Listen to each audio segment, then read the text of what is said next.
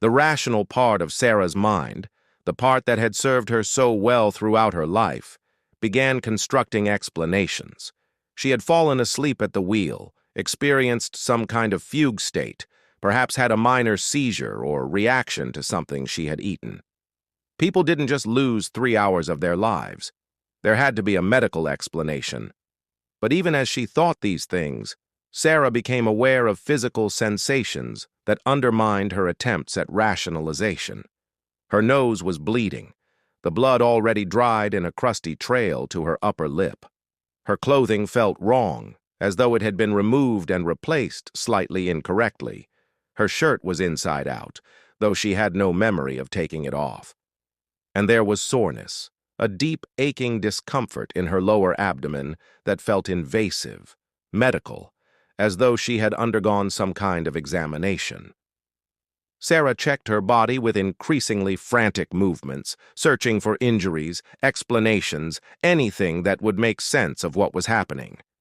She found a small mark on her inner thigh, perfectly circular, slightly raised, red at the center fading to purple at the edges. It looked like no insect bite she had ever seen, more like a deliberate puncture site where something had been inserted or extracted. The terror that Sarah had been holding at bay finally broke through her defenses. She started the car with fumbling hands and drove, faster than was safe on the dark mountain roads, desperate to reach home, to reach Marcus, to reach something familiar and safe. She called him as she drove, her voice shaking so badly that he initially thought she had been in an accident. "I'm okay," she kept repeating, though she knew it was a lie. "I'm okay. I'm almost home. I'm okay." But she wasn't okay. She would never be okay again. Sarah arrived home at 3:47 a.m. to find Marcus waiting in the driveway, still dressed, his face tight with worry that transformed to alarm when he saw her. She must have looked as traumatized as she felt. Her hair was disheveled, her clothing inside out, the dried blood still visible on her face, and her eyes held the blank, shocked stare of someone who has witnessed something that should not exist. Marcus helped her into the house, bombarding her with questions she couldn't answer. What had happened? Had someone hurt her? Should he call the police? An ambulance? Sarah shook her head to all of it, unable to articulate what she herself didn't understand. How could she tell him that she had lost 3 hours? That she had been taken, examined, and returned like a specimen being processed? She let Marcus clean the blood from her face, let him examine the mark on her thigh with growing concern. He insisted on taking her to the emergency room, but Sarah refused. What would she tell them? That aliens had abducted her? They would think she was having a psychiatric emergency, and perhaps she was. Perhaps this was all some elaborate hallucination, her mind fracturing under stress she hadn't consciously acknowledged. But as the days passed and the mark on her thigh remained, as Sarah found herself waking at 2:53 a.m. every single night in a cold sweat, as the nightmares began to surface, bringing with them fragmentary images of that lost time, she could no longer maintain the fiction that nothing had happened. The images came in flashes, never complete, never linear. A room made of material that seemed to absorb light, with surfaces that curved in ways that hurt to look at. Tall figures, impossibly thin, with limbs that bent at too many joints. Eyes, those terrible eyes, large and dark and utterly without mercy or malice or any emotion Sarah could recognize. They looked at her the way she might look at a lab rat, with clinical detachment and purpose. She remembered, or thought she remembered, being unable to move, held by something that exerted force without touch. She remembered instruments, if they were instruments, devices that made no sense to her veterinary training or her human understanding of tools. She remembered pain, though not the screaming agony she would have expected, but rather a deep, nauseating discomfort that permeated her entire body, as though she were being scanned or altered at a cellular level. And she remembered, most disturbingly of all, other people. Humans, or what had been human, lying on similar tables in the same impossible room. Some conscious and terrified, others slack-faced and vacant, all of them bearing marks similar to the one on Sarah's thigh. Story 1. The Abduction. Part 2. Recovered Memories. Marcus insisted that Sarah see a doctor, and after 2 weeks of deteriorating sleep and mounting anxiety, she relented. But instead of going to their family physician, she found herself in the office of Dr. Evelyn Torres, a psychologist who specialized in trauma and, according to her discreet website, anomalous experiences. Dr. Torres's office was designed to be calming: soft lighting, comfortable furniture, abstract art that suggested rather than depicted. The psychologist herself was in her 50s, with graying hair pulled back in a practical bun and an expression that managed to convey both professional skepticism and genuine empathy. "Tell me what brings you here, Sarah," Dr. Torres said, after the preliminary introductions and paperwork were complete. Sarah had rehearsed this conversation in her mind dozens of times, but when the moment came, the words felt inadequate. "I lost time," she began. 3 hours, I was driving and then I wasn't, and I can't remember what happened." Dr. Torres nodded, making notes on her tablet. "And this is causing you distress?" "I'm having nightmares. Flashbacks, maybe. I don't know what to call them. Images of being somewhere else. Somewhere I shouldn't have been." "Do you have any history of seizures, dissociative episodes, or blackouts?" "No. Nothing like this has ever happened before." Dr. Torres asked more questions, building a clinical picture of Sarah's mental state, her stress levels, her medical history. And then, carefully, she asked the question that Sarah had been both dreading and hoping for. "In your intake form, you mentioned seeing unusual lights before the lost time. Can you describe what you saw?" Sarah described it all: the light above the trees, the paralysis, the sensation of rising. As she spoke, she watched Dr. Torres's expression, expecting skepticism or concern, preparing for the suggestion that she had experienced a psychiatric break. Instead, the psychologist's face remained neutral, her pen moving steadily across her notes. When Sarah finished, Dr. Torres set down her tablet and looked at her directly. "What I'm about to tell you may sound unusual, but I need you to know that you're not alone in this experience. What you've described follows a pattern that I've encountered in my practice before. Some people call them close encounters. Others use the term abduction experiences." Sarah's breath caught in her throat. "You believe me?" "I believe that you experienced something traumatic during those 3 hours, and that your mind is trying to process it. Whether what you experienced was an actual physical encounter with non-human intelligence or a particularly vivid dissociative episode, the trauma is real, and it deserves to be treated as such." "But which do you think it was? Really?" Dr. Torres was quiet for a moment. "I think the universe is stranger than we're comfortable admitting. I think there are experiences that don't fit neatly into our categories of real and unreal, and that dismissing them does a disservice to the people who live through them. What matters now is helping you process what happened and regain a sense of safety and control in your life." Over the following weeks, Sarah began the difficult work of confronting her missing time.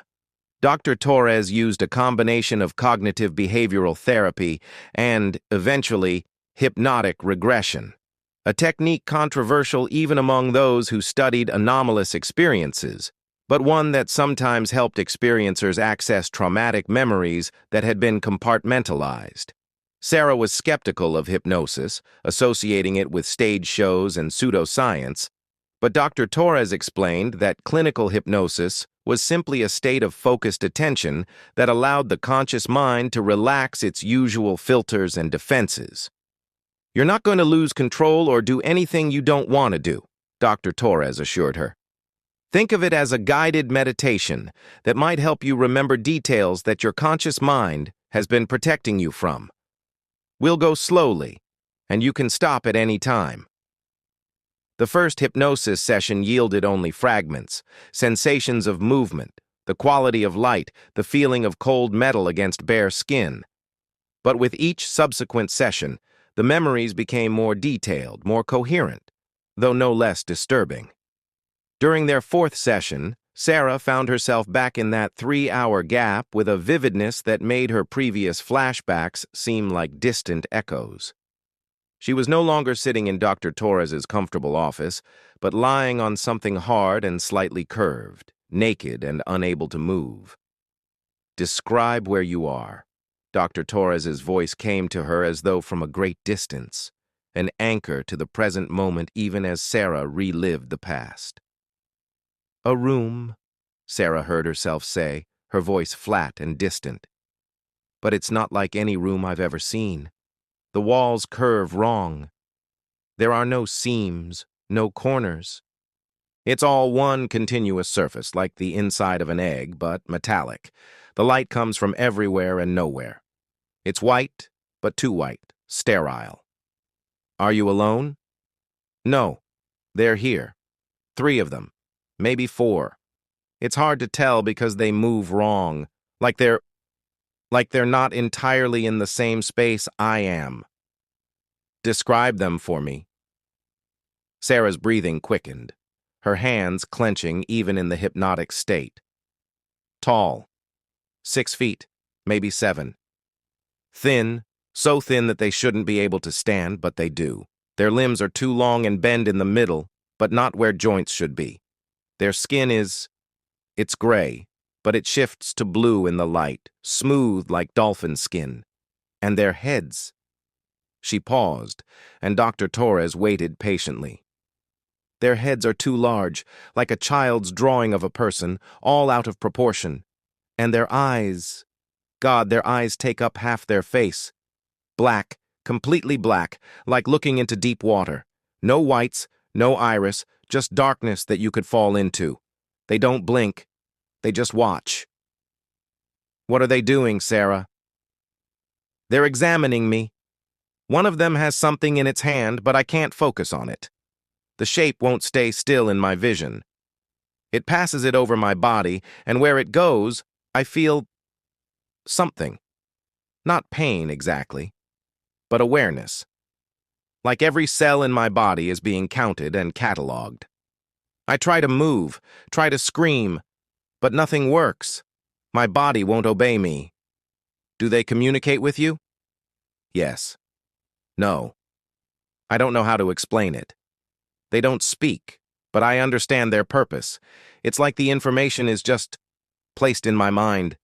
They're measuring me, taking samples. But it's more than that. They're comparing, cross-referencing.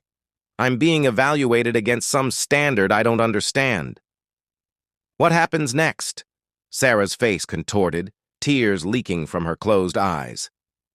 "One of them moves closer. It has another device, cylindrical, with a point at one end that glows faintly blue. It brings it toward my abdomen, and I absolutely know that what's about to happen is going to hurt. I try to thrash, to fight, but I'm frozen. The device touches my skin right here." She gestured to a spot just below her navel. "And there's this pressure, this pushing, like something is being inserted into me, not just into my skin, but deeper, into my body cavity. I can feel it moving inside me, seeking something, and the violation of it is worse than the pain. I'm screaming, but no sound comes out, and they just continue, indifferent to my terror." Dr. Torres's voice remained calm, professional, though Sarah would later learn that these sessions disturbed the psychologist more than she let on. "What are they looking for, Sarah?"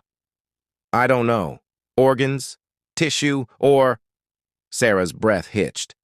"Or they're putting something in, leaving something behind.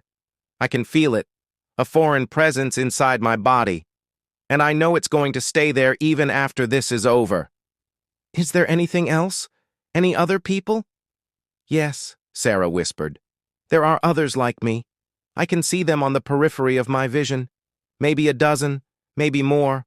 All human, all frozen the same way I am. Some are conscious, their eyes wide with the same terror I feel. Others seem sedated or absent, their expressions blank. And I realize that this is happening to all of us, that we're all part of some procedure, some study, and that when it's over, we'll be returned to our lives with no memory of this moment. But the knowing will remain, buried deep. The violation will remain. What happens at the end? They finish. The devices are withdrawn. One of them, I don't know if it's the leader or just the one closest to me, tilts its head and looks directly at me. And in that moment I understand something terrible. What do you understand? That this isn't the first time. They've done this to me before, probably many times, and I just don't remember. And it won't be the last.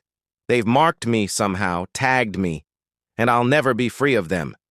Even when they release me and I wake up in my car on that highway, even when I go home to my husband and my normal life, part of me will always be theirs. They own me now.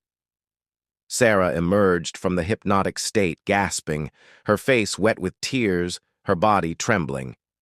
Dr. Torres handed her tissues and water, her professional composure slightly cracked by the intensity of what she had just witnessed.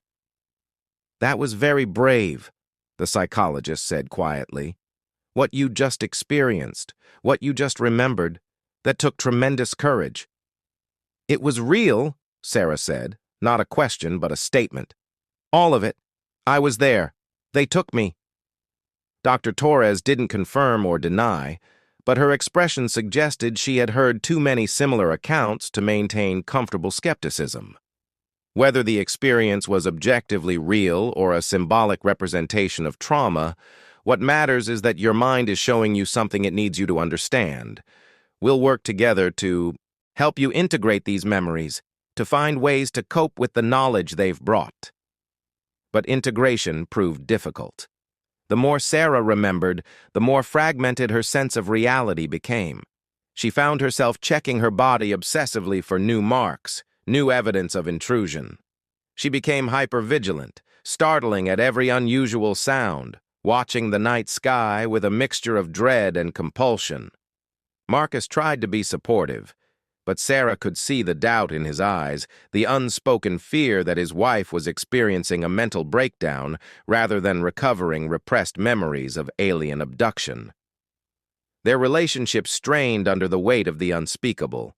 The mark on Sarah's thigh had faded to a small scar, barely visible, but she knew it was still there.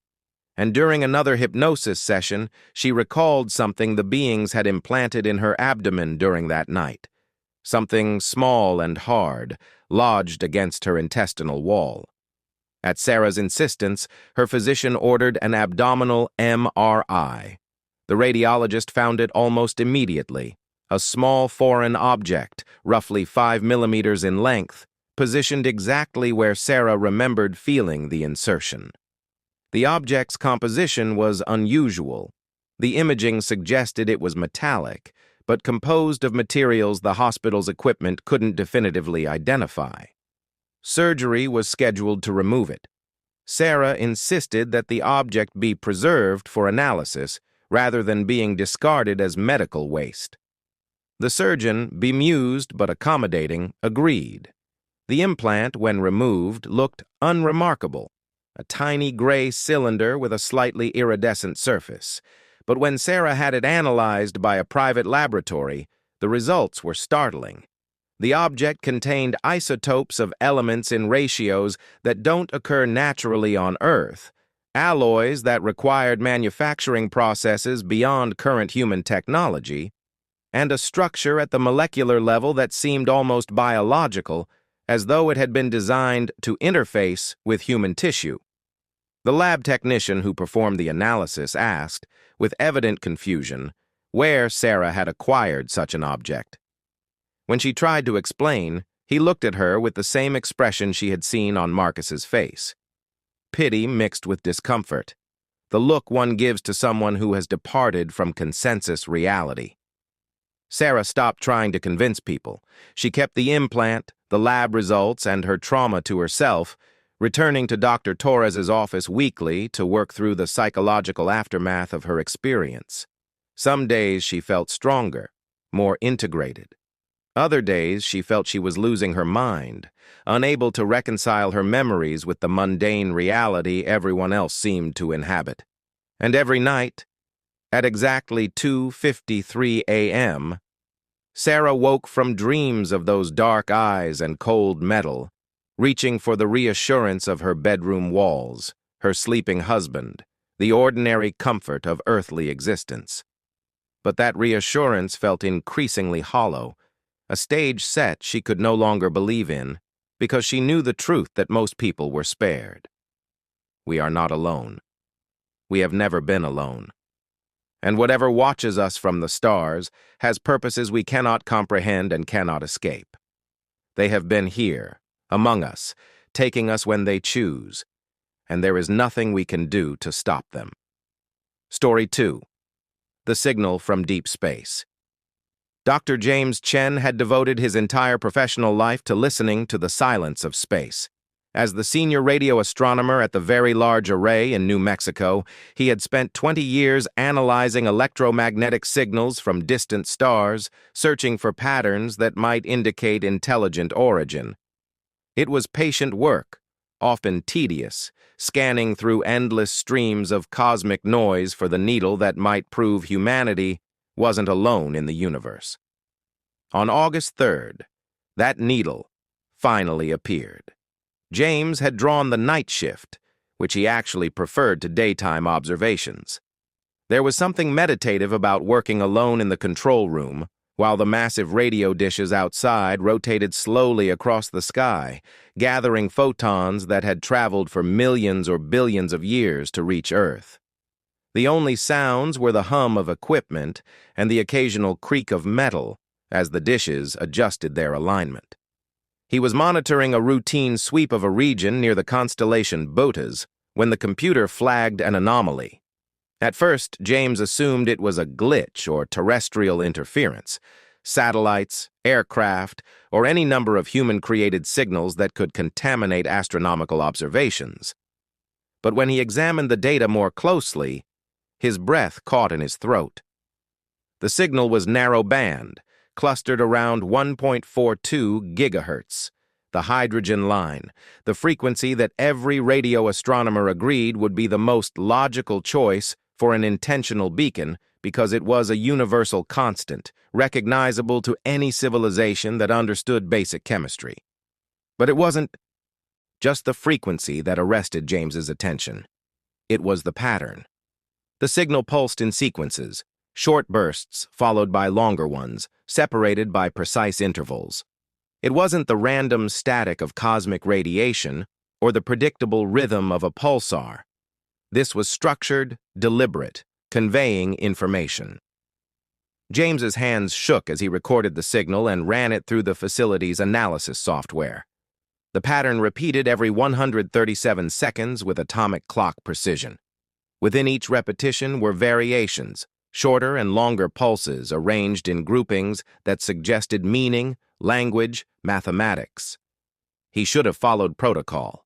He should have verified the signal through multiple observations, contacted his colleagues, initiated the careful process of validation that the SETI community had established for exactly this scenario. But James couldn't help himself. He had waited his entire career for this moment. And now that it had arrived, he couldn't simply walk away and wait for committees to convene. He spent the next 6 hours recording and analyzing the signal, watching with growing excitement and unease as the pattern revealed itself. The mathematical sophistication was undeniable. Early in the sequence, the signal transmitted prime numbers 2, 3, 5, 7, 11, 13, establishing a universal language. Then came more complex mathematical constants, pi, the golden ratio, values that any technological civilization would recognize. But as James decoded further, following the mathematical instructions embedded in the signal, his excitement began to curdle into something else. The message wasn't just announcing existence. It was transmitting data, vast amounts of it, encoded in the variations of the pulse lengths and intervals. By dawn, James had managed to decode a portion of the transmission. What he saw on his screen made him question his sanity. The signal contained images, wireframe diagrams at first, simple 3D models of objects and structures, then more detailed renderings, showing technology that James couldn't begin to understand, machines or vessels with geometries that seemed impossible, that violated his intuitive understanding of physics and engineering. And then came images that were unmistakably biological. The creatures depicted were vaguely humanoid but fundamentally alien. They stood upright on two legs, possessed manipulator limbs, had sensory organs clustered at one end of their bodies, the convergent evolution that intelligence seemed to favor. But the details were all wrong. Their proportions were disturbing, their presumed organs arranged in ways that suggested completely different biological imperatives.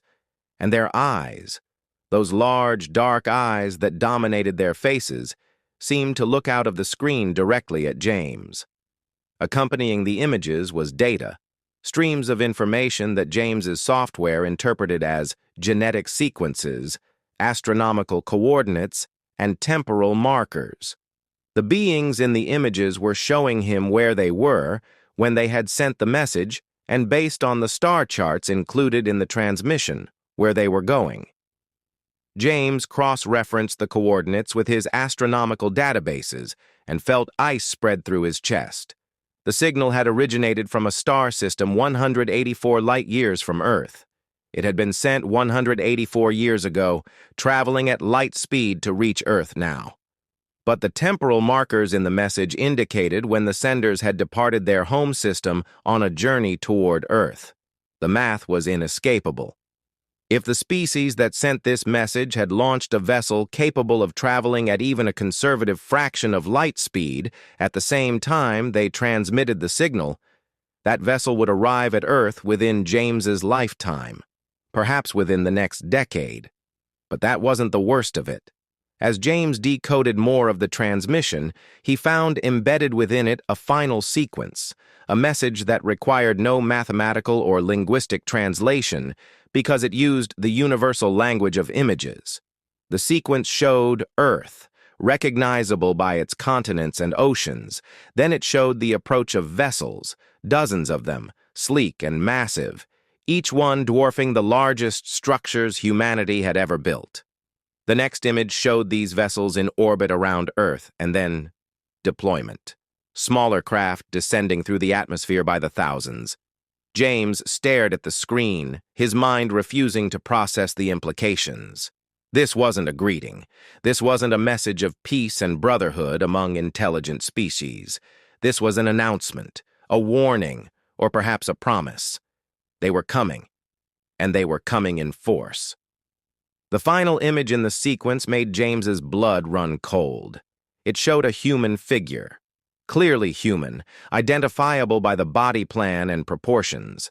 Next to it stood one of the alien beings, towering over the human by at least 2 feet. And then, the image dissolved into streams of, "Welcome, listener," to a journey through the darkness that exists not just in the space between stars, but in the silence between heartbeats. Tonight, we explore the unknown territories where humanity meets something utterly other, something that defies our understanding of consciousness, biology, and existence itself. Close your eyes if you dare, and let your mind drift beyond the comfortable confines of your bedroom, beyond Earth's atmosphere, beyond the familiar constellations. Out there, in the infinite expanse of space, we are not alone, and perhaps we never have been. These are not fairy tales. These are accounts drawn from whispered testimonies, classified documents, and the strange patterns that emerge when one looks closely at the unexplained disappearances, the lights in the sky, and the people who return, changed from encounters they cannot fully remember. Whether you believe these stories or dismiss them as fiction, one truth remains. The universe is vast beyond comprehension, and in that vastness, the statistical probability of other intelligent life is not just possible, but inevitable. What makes alien encounters so uniquely terrifying is not simply their foreignness, but the fundamental challenge they pose to our sense of reality and control. When we encounter a bear in the woods or a shark in the ocean, we understand the threat within a framework of earthly biology and predator-prey relationships. But when we confront intelligence that evolved under alien suns, shaped by biochemistry and evolutionary pressures we cannot fathom, all our instincts fail us. The aliens in these stories are not the benevolent explorers of optimistic science fiction. They are not here to uplift us or share the secrets of the cosmos. Some are indifferent to us, studying humanity the way we might study bacteria under a microscope. Others have purposes we can barely comprehend, agendas that span millennia, while our individual lives are mere microseconds in their perception, and still others harbor intentions that, when finally revealed, prove more horrifying than extinction itself. Throughout human history, we have looked to the skies with wonder and dread. Ancient peoples saw gods in the heavens, attributing divine powers to celestial phenomena they could not explain. Perhaps they were not entirely wrong. Perhaps what they interpreted through the lens of mythology was the first contact between humanity and visitors from distant worlds. Cave paintings from tens of thousands of years ago depict strange figures in what appear to be helmets or suits, craft descending from the clouds, and beings that resemble no earthly creature. In modern times, our encounters have become more frequent, more documented, and more disturbing. Since the middle of the 20th century, tens of thousands of people have reported encounters with unidentified craft and their occupants.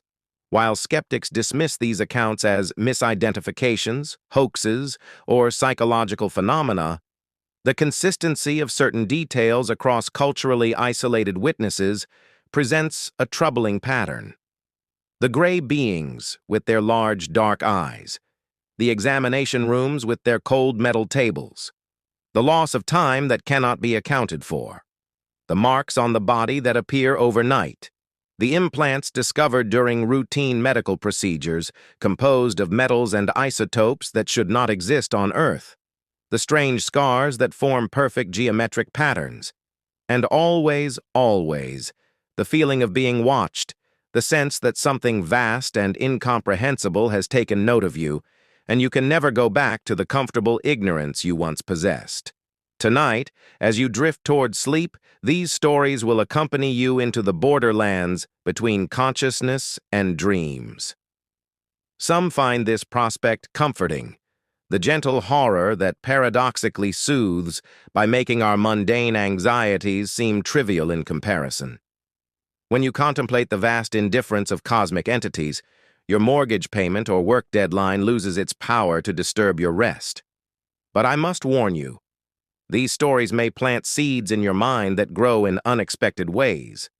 You may find yourself looking at the night sky differently, scanning the stars for movement. You may become aware of the profound silence of space, broken only by signals we have yet to decode.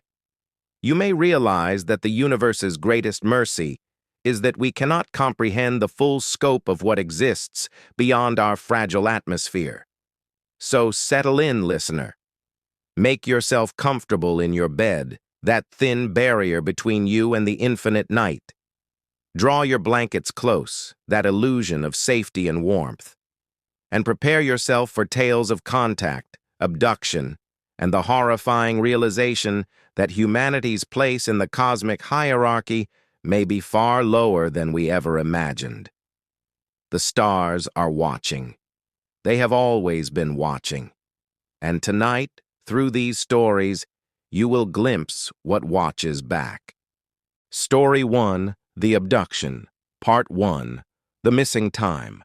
Sarah Mitchell had never believed in aliens. At 34 years old, she considered herself a rational person, grounded in the empirical reality of her work as a veterinary technician.